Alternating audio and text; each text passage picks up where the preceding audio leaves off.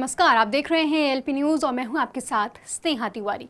उन्नाव में एक बार फिर गंगा की रेती में दफनाए गए शव दिखने लगे हैं, जिन्हें कुत्ते और पंछी नोच रहे हैं। दरअसल गंगा का जलस्तर बढ़ जाने की वजह से शव छुप गए थे, लेकिन अब जलस्तर कम होने की वजह से एक बार फिर से ये शव दिखने लगे हैं, जिन्हें पंछी और कुत्ते नोच रहे हैं।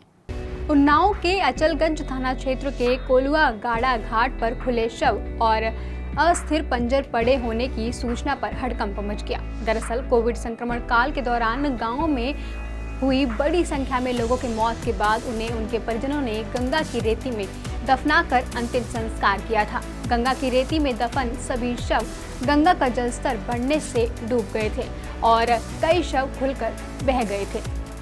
अब जब गंगा का जलस्तर एक बार फिर कम हुआ है तो रेती में दफन शव कब्र से बाहर दिखने लगे हैं। कई शव तो ऐसे हैं तो खुलकर रेत के ऊपर आ गए हैं, जिन्हें कौवे और कुत्ते नोचते दिख रहे हैं। कई शवों के अस्थिर पंजर भी बाहर पड़े दिखाई दे रहे हैं। आपको बता दें, गंगा का जलस्तर बढ़ने से कब्र के ऊपर की रेत बह गई और बहुत कम मात्रा में रेत दफन किए गए शवों के ऊपर ही बची। कई शव तो पूरी तरीके से खुल गए हैं।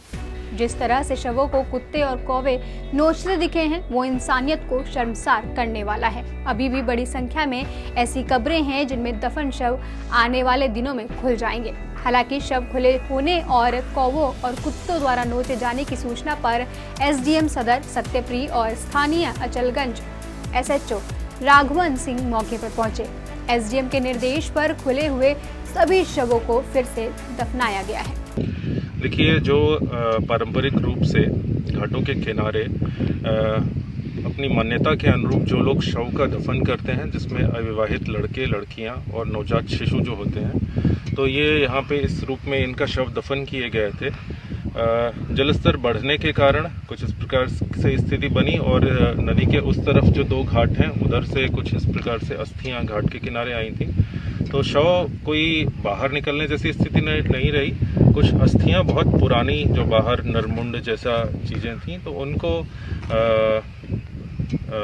व्यवस्था अनुसार उनका संस्कार किया। इस खबर में फिलहाल के लिए इतना ही। देश और प्रदेश की तमाम बड़ी खबरों के लिए जुड़े रहें एएलपी न्यूज़ के साथ।